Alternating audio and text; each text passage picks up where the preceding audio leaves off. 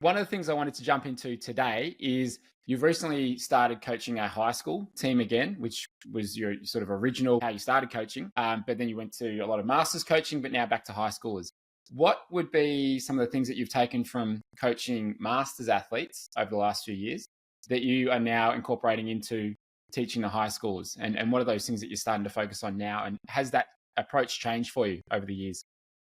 And Brendan, excuse me. First of all, it's good to be back with you. Again, this is, I think, our third time together, and I appreciate the energy and camaraderie between the two of us.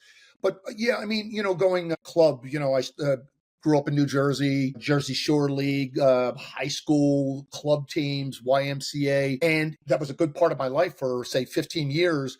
Then I moved out to Arizona and got, triathlon, open water swimming, and a lot of masters years under my belt as a masters coach.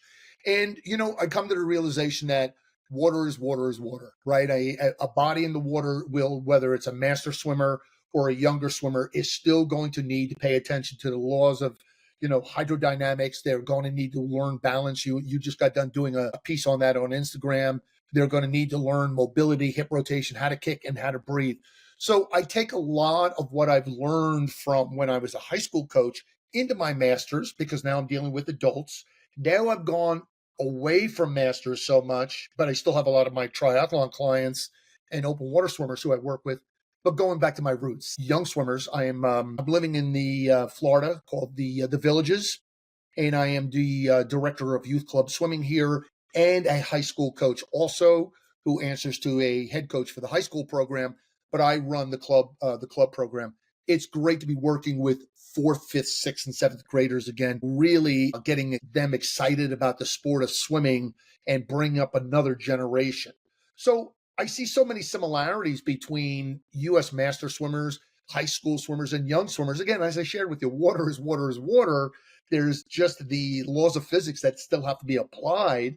But what I will tell you, the high school swimmer, it's so cool to be a bit around that club and high school event again, being on deck for high school meets and the cheering and the camaraderie, and being at districts. And our team won districts in the boys and the girls, which was kind of unheard of. Generally, you win one or the other, but we took districts in both. We did well in regionals and had a great, strong showing in states. But being around that energy of those young swimmers is really what got me excited again, if that answered your question. But you learn a lot working with adults, right? There are a lot who are very willing to say, I want to learn how to swim better. And then they have that fixed, there's others who have that fixed mindset. Go, no, I've been coached, I know how to do this. And you get to learn how far you could go with a US master swimmer or an adult swimmer. High school swimmers, a lot of 99%, they want to learn. They want to get better. How do I get fit? That's all how do I get faster, coach? How do I get faster, coach? How do I get faster? First of all, patience. Take a deep breath. We'll get you there. But this is a process, right?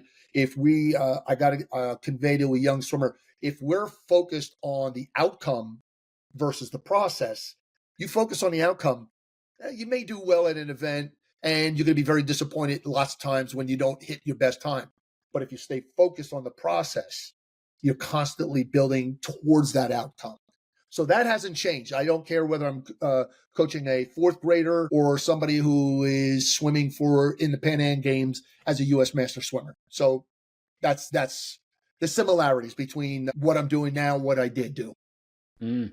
And in terms of focusing on the processes, one of the things that I've done last year and this year, in terms of just setting goals for different life goals, business goals, coaching goals, all that sort of stuff, it's not setting what's the end result that I want, certainly thinking about it, but it's what are the habits that I need to do what are the things I have to do every week to achieve that. And if that's the thing on my goal list, it's like go to the gym 2 to 3 times a week or swim 3 times a week, whatever it might be.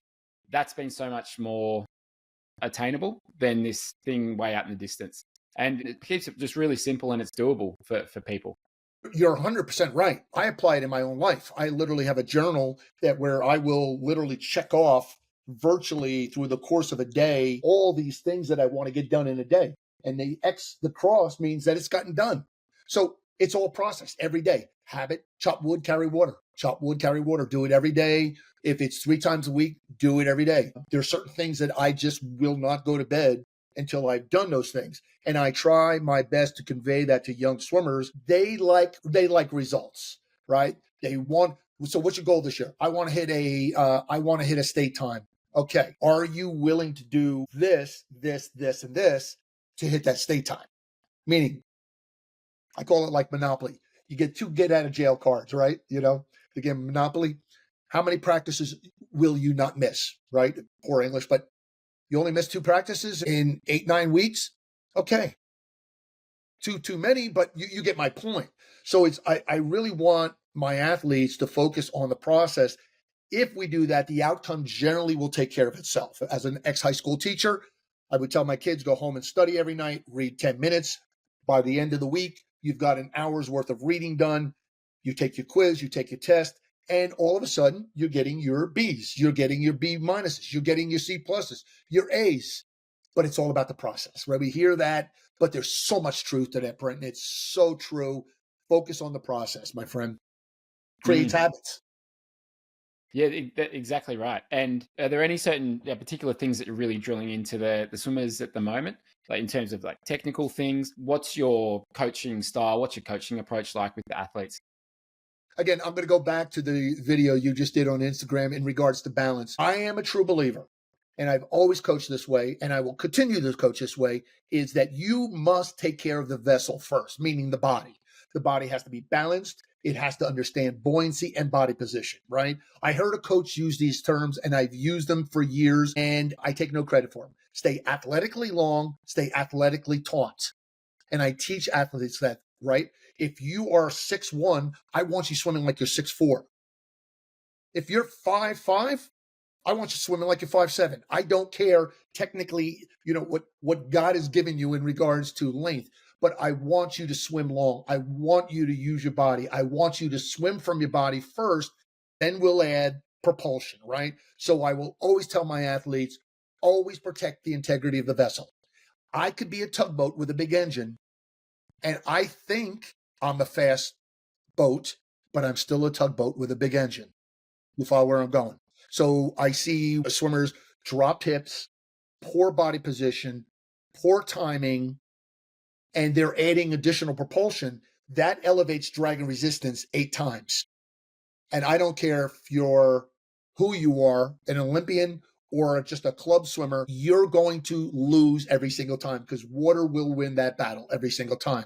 When you can keep the body long, maintain the integrity of balance, meaning, as I'll use your term, as the Aussies say, keep the bum up, you're creating a more hydrodynamic body, minimizing drag and resistance. I will spend as much time as necessary. We, in my club program, the last 10 days, that's been the focus. That has been the absolute focus, with fins, without fins. Anything I can get them to do is stay long in the water and minimize drag and resistance. My definition of swimming is get from point A to point B in the most efficient, effective manners possible by simply minimizing drag and resistance and adding the right amount of propulsion. Meaning where you're at, right? I can't swim right now. Say Frank can't swim at 90 strokes per minute and add that kind of power in my wrapping and catching effect. So right now, if I can only swim at 52 strokes per minute, but swimming efficiently, let's celebrate that. This episode is brought to you by Pillar Performance. Our new sponsors, Pillar, are a sports micronutrition company. And the easiest way to describe it is that while hydration and carbohydrates products will take you through to touch the wall as fast as possible, Pillar's mission is to get swimmers to the starting blocks in the best condition over and over again. I recently started taking Pillar Triple Magnesium after a friend had recommended it, and it's been a game changer for my sleep and recovery. I take 1 scoop 30 minutes before bed each night, in the same way that you might start your day with a coffee. I finish it up with the magnesium and recover better for tomorrow's session in the pool. Pillar Performance is used by some of the biggest names in swimming and triathlon, including Zach Stubblety Cook, Jan Frodeno, Ben Canute, Ash Gentle, Taylor Nibb, amongst a host of other well-known swimmers and triathletes. Where Pillar differs from other micronutrition you may have taken before is both the quality of the types of magnesium and the tangible results that I see on my Garmin each morning. If you'd like to try Pillar today, head to pillarperformance.shop and enter code EFFORTLESS for 15% off. That's EFFORTLESS for 15% off all first-time purchases, or for anyone in North America, enter the same code at thefeed.com.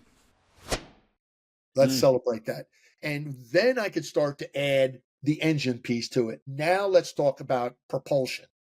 But again, if we're a tugboat with big propulsion, you're just a tugboat with big propulsion. Make sense? I mean, it's just something that I just cannot stress enough to young swimmers, to older swimmers, master swimmers.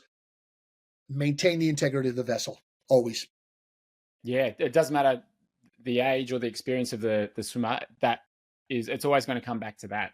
And one of the things that I like to do at clinics is, in the beginning, we always start with body position and balance. And I have them go through a couple of exercises, some wrong way, right way exercises, just to experience the difference between the two.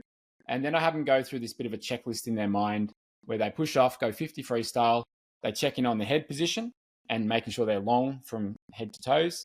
Check in on the body and the posture, make sure they're using the lungs to help support them and letting the water support them, which it can do if you hold yourself correctly. And then just making sure the legs are doing the right thing, not kicking too big, not kicking too hard, but just there to support you as well. And when they get all those things in place, they're very much like a needle. They're long, they're streamlined, and then everything becomes so much easier. And typically when people go through that, they're feeling pretty good, they're moving quicker, they're moving easier through the water. But it's easy to get distracted with other things like the catch, or how much should I be breathing, all these sorts of things. But if we always just come back to that, getting that vessel, getting the body to be long and streamlined, everything else builds from there. So yeah, that's always a place to start. And whenever I dive in, I just subconsciously, I kind of go through that checklist. But it's conscious now because I'm aware that I'm doing this checklist, but it's always just been that thing of like, all right, where's the legs, and making sure that's all correct to begin. Couldn't agree with you more. And again, that's why our philosophies are so in tune with each other. And the same thing I do as soon as I'm in the water and I'm warming up, warm-ups 5, 6, 7, 800 yards. And I can start to feel, am I in the right position? No, I can feel myself, my heart rate's going up. Well, what's wrong? Well, I'm working too hard. Well, is it my balance, or am I not breathing? No, my breathing's fine. It generally goes back to the fact that I am dragging myself through the water, being frontal drag, form drag, my wave drag is elevated. The amount of oxygen now that needs to go to the muscles is being robbed from the heart and from the lungs, and it's just a runaway a snowball effect. And people say, "Well, I just can't swim fast." No, let's get you swimming lean, long, and like you said, you're just lengthening out the body. And once we do that, I will always tell the swimmer, Ironman athletes, if they feel like the wheels are falling off at 1.2 miles through, halfway through, go back to buoyancy and balance and body position. Am I over kicking? Like you said, in the world of triathlon, we hear all the time, how do I get a stronger kick? You don't need a stronger kick. Your kick is fine. Kick is designed to maintain the integrity of the balance and buoyancy. That's what the kick is there for. It is not, we're not trying to move you forward. At the Olympic level, the kick only really accounts for about 10% of propulsion. In our level, we want a strong, solid 2-beat kick. If you're great at a 6-beat kick, great. But I want my swimmers to understand, if they're going to be swimming a distance event, I want them to think and swim like a distance swimmer. You're not swimming 50 freestyle. You have to think that way and act that way. So as soon as you come out on deck, if Coach Frank wrote you, your workout today is 3 by 1500 with a 3-minute break in between, I need you thinking like a distance swimmer. I need you thinking long in the water, 2-beat kick, lower my stroke rate. I am not swimming like there's an alligator behind me. That's a pun joke because I live in Florida, alligators. So, but you get my point, right? I mean, it's all relative in how you coach that athlete and how receptive that athlete is. And to hammer home your point is, the more you pay attention to this stuff, you don't need a coach on deck. Most of the time, you're going to start to feel it. You decide maybe next length of the pool, you're going to count strokes. You went up 3-4 strokes. Something has gone wrong. Something has gone wrong. Maybe your timing, your buoyancy, again, balance is off. But bottom line is, as coaches like you and I, that's my job. Is I want to convey that to the athlete, whether it be a young athlete, any of my athletes getting ready. I got one getting ready to swim Catalina Islands this. We're coming up this August. Think like a distance athlete. Think like a swimmer. Think like a distance athlete all the time. That's what you got to tell yourself. So when I talk to my young kids, you're a sprinter. Think and act like a sprinter. Okay. So bottom line is I'll keep my sprinters away from my 500 people because I don't want those two ever.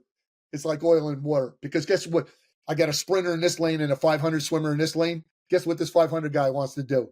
He wants to swim like the 50 freestyle, right? But the bottom line is teach your body to what I will always say is learn how to know your environment. Proprioception, a fancy word. Know what your body's doing in an environment, own what it is doing in that environment, and have the ability to make the necessary corrections when that time comes. My hips are starting to drop. Am I kicking too hard? Not kicking hard enough? Am I not rotating? I tell you what, a part of where I've gotten the balance piece, I go all back way to total immersion. I will give Terry a lot of credit for that. He taught me early on to swim from your center of balance, which is right at that T here, right at the sternum, how to lean into the water a little bit as you rotate. That pressure, pressing the armpit a little bit into the water helps to elevate the hips versus our center of gravity, which is about an inch above our navel, right?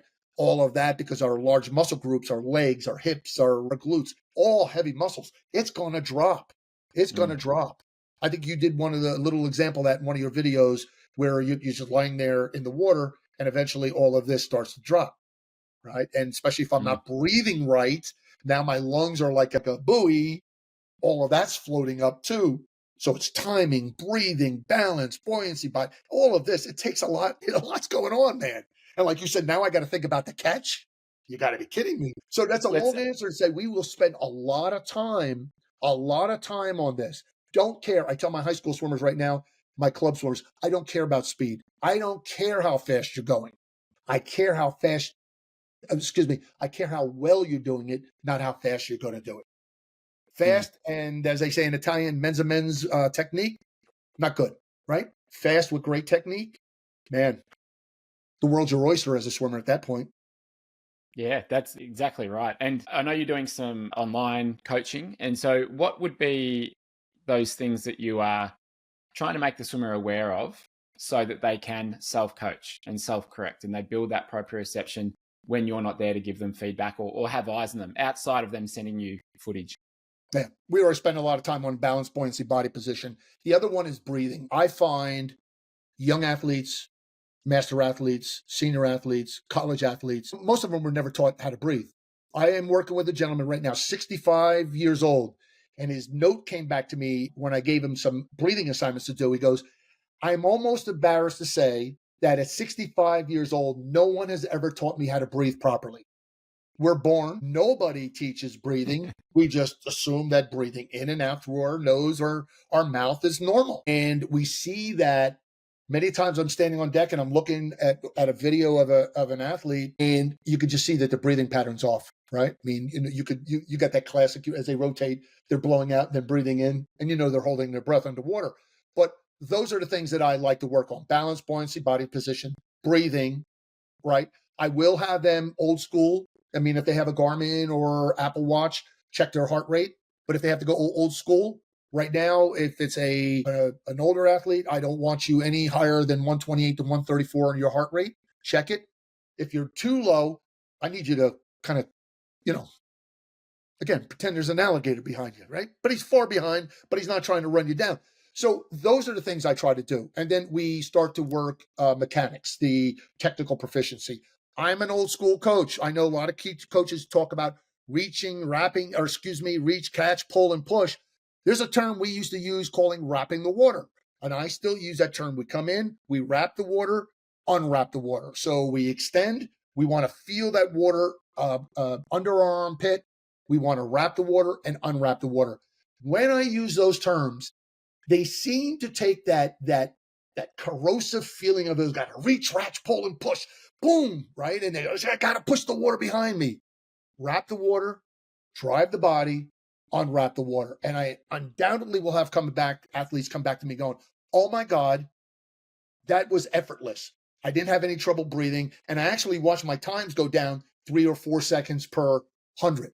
And I'm saying, we're on the way. We're on the way. Mm. So those are the things I want them to learn. And it takes time for them to be able to self-coach themselves. And I got no problem with an athlete texting me, sending me an email many times during the week. Sunday afternoon, Sunday evenings is a big night for me to do Zoom calls or phone calls, checking in. How's it going? Good. How'd this go? Good.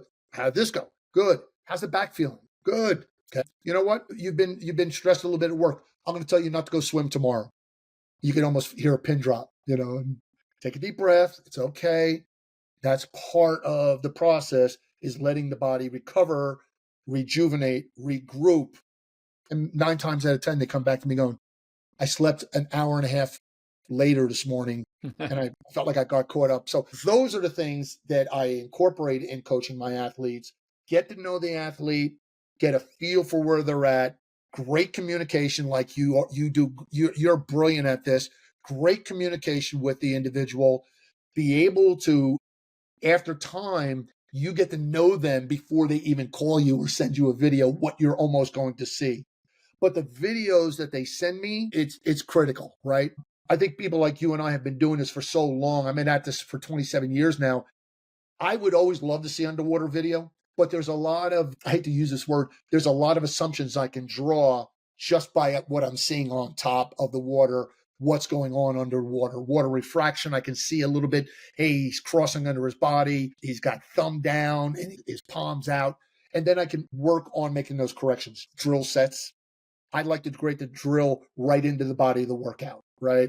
6 strokes drill, 6 strokes swim, 6 strokes drill, 25 swim, 50 drill, 25 swim. You get creative with it.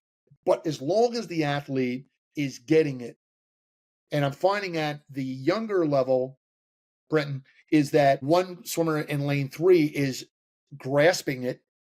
That same swimmer in lane 4 is struggling mightily.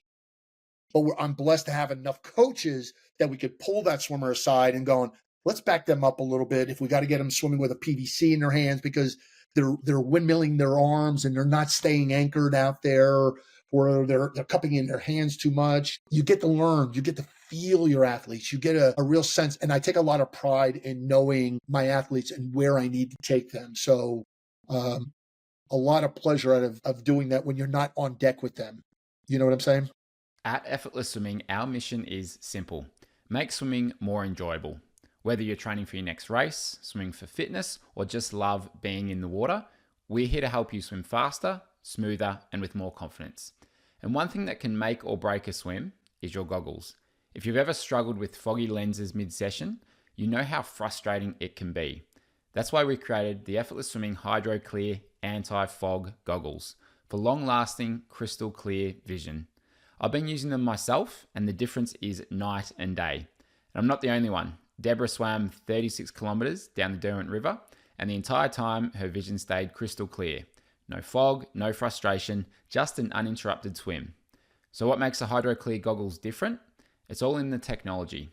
Unlike ordinary anti-fog coatings that wear off over time, Hydro Clear super hydrophilic technology is built into the lens material itself. Here's how it works. Instead of fog forming as tiny droplets, water spreads evenly across the lens, creating a thin film that prevents fog from even starting. And the result? Consistently clear vision, swim after swim. And the durability? Our lenses are CNAS certified. Tests show that even after 2,000 rubs with a wet cloth under a 200 gram load, the lens stays fog-free. No gimmicks, just serious performance that lasts. Using them is simple. Just wet the lenses before putting them on and you're set for a fog-free swim. Ready to see the difference yourself? Get 15% off your first pair of Hydro Clear anti-fog goggles with the code PODCAST at shop.effortlessswimming.com. That's 15% off your first pair of goggles with the code PODCAST at shop.effortlessswimming.com. We also have a 30-day money-back guarantee, so if you're not happy with the goggles for any reason, you can simply return them for a refund. Don't let foggy goggles ruin another swim. Try Hydro Clear today and experience clear vision from start to finish. Yeah, so we do every fortnight. I do a coaching membership call where people send in their videos, and I had one yesterday, and we had 20 odd people sending their videos through. And like I'd say, all right, this is the one thing I want you to focus on for the month. This is a drill or two drills that I want you to incorporate into your workouts. And it's interesting watching when they write in. I ask them what have they been working on, where do they feel they're at, where's their pace at, and often people will say, this is what I think that I need to work on, or this is what I think I need to work on. And particularly if they're quite new, usually it's the wrong thing. Usually it's like, they've got an idea. They think, all right, I think this is what's the issue. But it might be too far down the line. It might be, I feel like, okay, my elbow's dropping in my catch. Okay, well, it is. But the reason it's dropping is because the way that you're breathing is you're looking too far forwards, or you're lifting your head, or you're over rotating, whatever it might be. So let's go back further down the line in those initial things. Let's get those dialed in, and then we will build up to the catch. We'll work on that, but not yet. Yeah. Yeah. And I love that approach. And I really work hard at that. So I will look at a video, and I may look at it 3-4 times to say, what do we really need to address here? Is it the dropped elbow, or is it the poor body position and the timing? And if we took care of those things, all of a sudden you fix this, and all of a sudden these little things, these other innocuous details fall nicely under, and all of a sudden they have success. But if I will always say, look, A, B, and C. When I coach you, A always has to come before B. B always, this is not up for debate, before C. Once we get to D, E, and F, we can kind of fool around with those letters. You know what I'm saying? We could fix this but if you do not have the fundamentals of ABC specifically under your belt, I can fix all the dropped elbows in the world. But if my timing is off, now my shoulders are plowing through the water. Now my form and frontal drag is gone exponentially high through the roof, and we're no better off than we were. So it gets that way. So if you don't mind, I'd love to share something with you. Okay. Not that I do this, but my phone is sitting right here. I have an athlete I've been working with for over a year now, who is a U.S. Master swimmer. He swam in a U.S. Masters meet in Florida today. His exact words, 112.2, fastest time in 2 years, broke my old record from last year of 115.2, 100 fly. But this is a guy, when I write workouts for him, he just does what I ask him to do. Take a day off, he does what I ask him to do.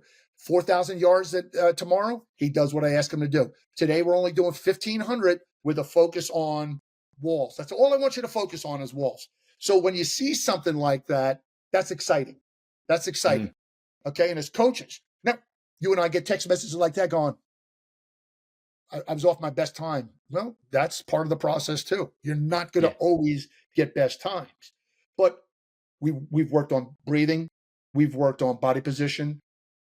This is a gentleman who would swim, fly all arms using virtually no body, and his kick was just too much knees, and we had to break that down. How did we do that? We went into the gym, and we started doing a lot of Pilates, and we started doing a lot of yoga stretches, and we started doing nothing but a monofin to get the feel for the body.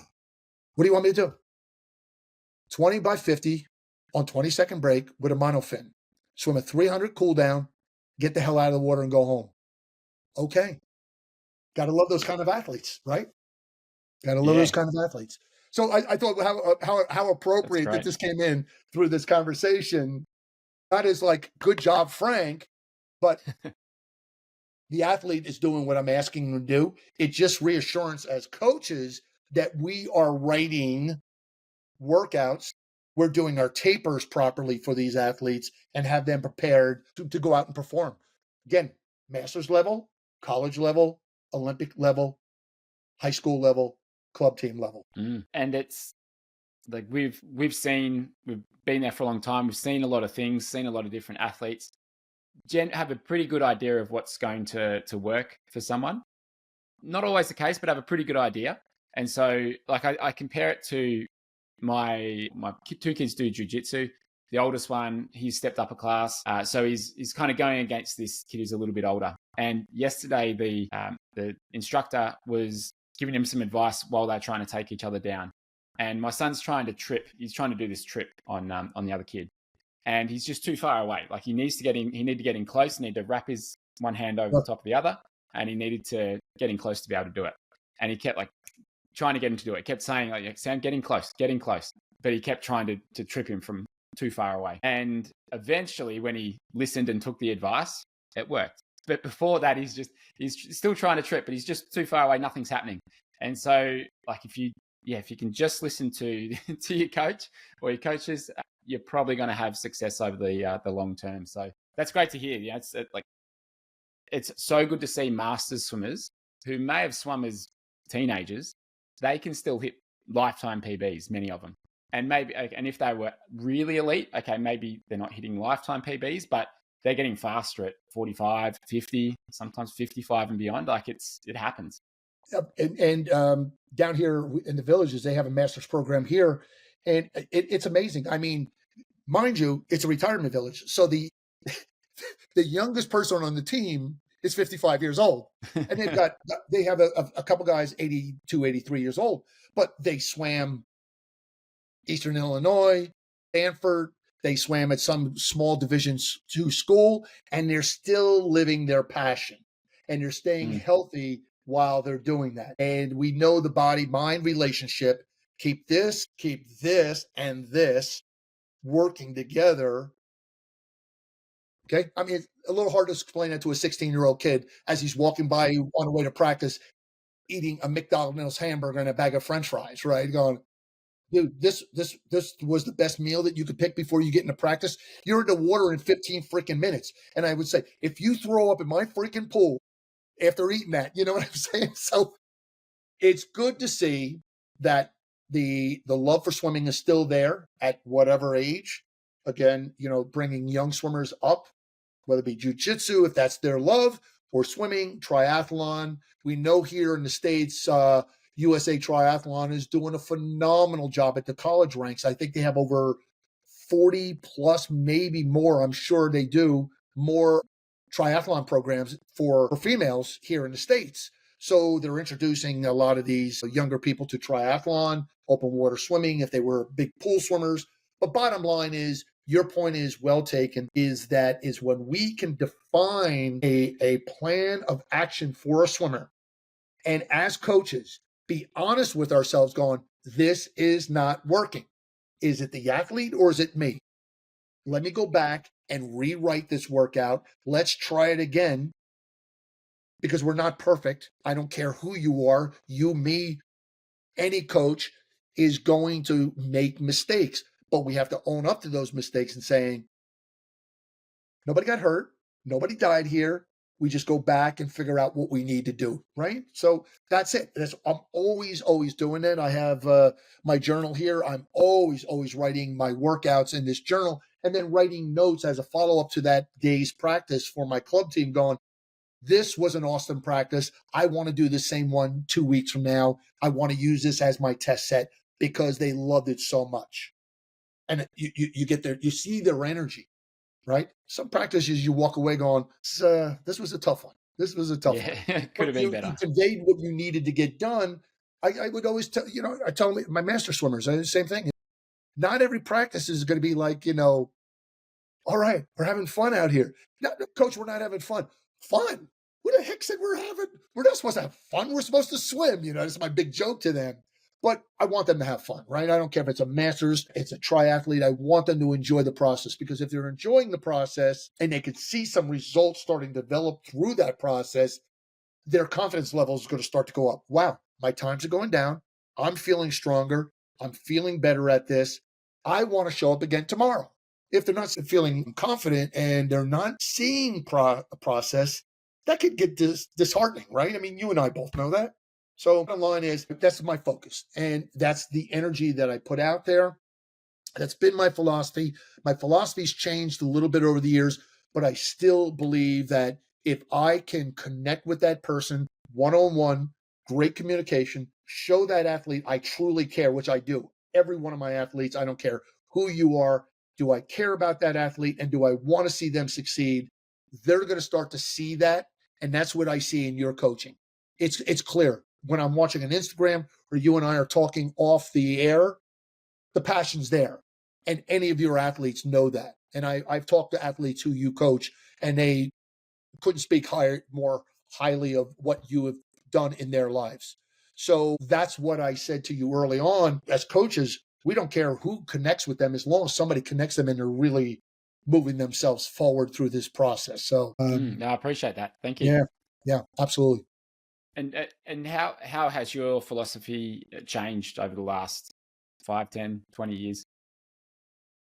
I believe when I was a little bit younger, as a younger coach, I was very adamant it was going to be this way, and we're going to only do it this way. And I've learned to embrace some information from my athletes. Let's go with triathletes specifically. What's working for them? I'll give you an example. Right here we go. We are off the wall. We're going to get that high elbow, fingertip drag, thumb up the side, and we're going to drive those fingertips in the water. That's great. You're 48 years old. You got the shoulders are locked up like a bank on Sunday. You're going to have to modify what you want to do with that particular athlete. So we may have a 3/4 recovery, throwing that arm out there a little bit more, a la Janet Evans, straight arm into the water. And you start to learn to work with the athlete and where they're at. You know as well as I do, working with a lot of the adult athletes, shoulder surgeries. Maybe they've been sitting at a computer for years, and internal rotation is so bad. And now you're asking to open up pec major, pec minor, and getting those lats engaged. That's going to take time. So I work with the athlete where they're at that time. How did I learn this? I will tell you, I had the absolute blessing to work with a lot of challenged athletes at a place called Ability 360 in Scottsdale, Arizona. And what I found out, as much as these athletes want to swim, they have there were many of them with strong limitations, coming out of wheelchairs, shoulder issues, a lot of military who were injured in Iraq and in Iran, in the Middle East. And you learn to work with them and saying, here's the vessel I have. Now, if they're more like a tugboat, I'm going to get them as efficient tugboat as I can get them. And that's where I think my philosophy's changed. Again, younger coaches, you will do it this way. Another thing, I challenge myself every single day. And I haven't missed a day in well over a year. There's this 18-minute rule. Say if you study something for 18 minutes a day at the end of the year, you will know more than 90% of the people in your field. Every day for 18 minutes, I read something on swimming. Every single day, 18 minutes. Whether it's watching one of your videos, watching something, a fascinating book I literally just finished up. I don't know if you know this one, The Biology of Swimming. I would recommend any swim coach, any swimmer, to buy this book. I read it cover to cover. Every word, even the boring words, every word. And I'm reading his second volume right now. If it's swimming, I will learn something, but that's what I do. That's how I change my philosophy. I don't know everything. There's some pretty smart people out there in this industry who know more than I do. I was very blessed 2 years ago through U.S. Masters, through ASCA to become a fellow. I was a fellow 2023. I was in a room with 7 other coaches, and I felt like the dumbest man in the room. And that's what I wanted to be, because I wanted to learn from them, right? Mentor taught me years ago, you go in a room like that, you want to be the dumbest guy in the room. You want everybody smarter than you. Learn from them. And they brought in coaches from some names that I don't recall, but a coach from Georgetown, from North Carolina, from Virginia back then, an assistant coach. And they would come and talk to us as fellows to educate us on the project we were working on. So learn, be open, be willing to say, I don't know everything. Be honest with yourself. If you screwed up with a workout, you made a mistake, be honest with yourself. And just as Carol Dweck in her great book, Mindset, have a growth mindset versus a fixed mindset. No, always done it this way. This is the way we're always going to do it. I don't care what Breton does. I'm not doing it that way. And then you step back on, damn, Breton knows what he's talking about. I will try that with my squad. I will try that with my squad. So that's how my philosophy's changed. I think as I've aged, I've become more open to hear from other coaches. Years ago, I wasn't so open. It's that young man's mentality, a lot of testosterone flowing through my body. Now I look for coaches to talk to, look for these opportunities to be able to collaborate and to share and to get educated. So yeah. Yeah. Well, Frank, it really shows through speaking to you. The passion shows through. Appreciate The it, bud. the knowledge shows through, and the fact that you're still so interested in it. You're open to new ideas and studying every day. That's really evident from chatting with you. So it's great to hear you're keeping really busy over there in Florida. Got Yeah. you doing a lot of different things swimming wise, which is fantastic. So it just really expands the breadth of knowledge, and working with all these different types of athletes. You have to become really good at everything, in a way. The really advanced skills, the more basic skills, and I think having that width of knowledge can, it just means you've got so many tools in your tool belt that you can pull out when you need them. So Oof. great to chat again. Those that are listening, so you've written a book which we'll include in the show notes, which we covered a little bit on the first podcast that we did together, but we'll make sure we include that in the show notes as well. And what's the best way for people to get in touch with you? Well, believe it or not, I don't have a email. I don't have a website anymore. I've gotten to a point where I didn't need it, and I was getting too many inquiries in that. But you go right on Instagram and try Soul. If you type in try Soul and you want to send me a note, you have a question, I'll be more than happy to do that. Even if you have no problem adding my email address, you can certainly do that. And if somebody wanted to reach out to me, and I will always respond back to people because the passion to educate and help swimmers to become better at this in this sport. That's my whole goal in life anymore. So yeah, Yeah, fantastic. Well, thanks again, Frank. Great chatting.